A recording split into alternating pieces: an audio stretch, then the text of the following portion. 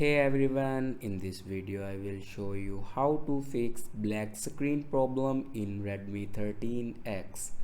So before watching this video, don't forget to subscribe that channel and also press the bell icon.